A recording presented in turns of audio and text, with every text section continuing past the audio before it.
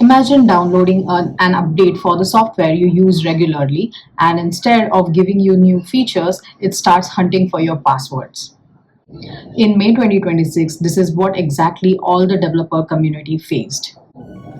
It was called the mini Shai-Hulud, a high-speed supply chain worm that infected hundreds of packages in minutes.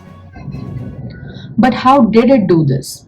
Today, we are breaking down the scariest supply chain attack of 2026.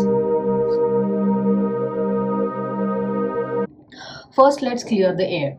A worm is an autonomous piece of malware that self navigates itself from one target to another, infecting them along the way. Once it hits your system, it finds ways to copy itself to the next target and so on. It's like a digital wildfire that spreads without anyone ever hitting install. In modern software, you rarely write everything from scratch. It is like building a car where you buy different spare parts from trusted suppliers. In software, your dependencies are your supply chain. In supply chain attack, the hacker sneaks in through your dependencies to infect your system through techniques such as typo spotting and social engineering. Once you run NPM install, you are unknowingly bringing the infection into your own build.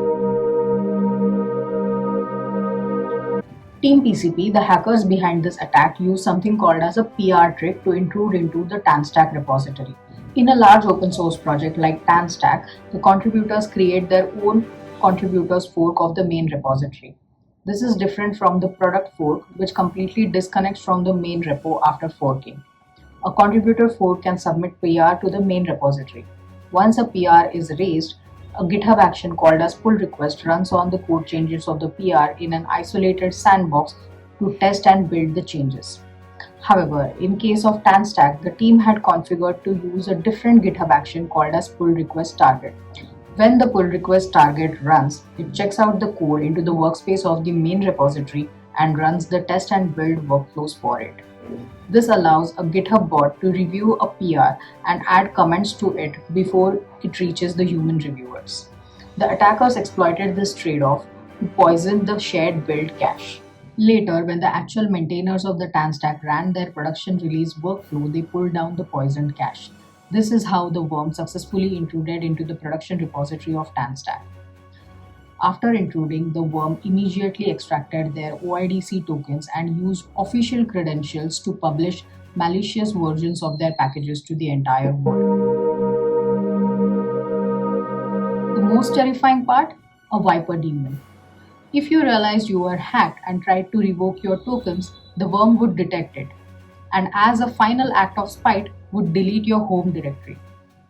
To prevent this, you must first kill the background process and then revoke your tokens or lose access to your data. The era of blind trust in official packages is over. Always check your log file, be wary of post-install hooks, and remember, in modern web, your supply chain is only as secure as its weakest link. Stay safe out there.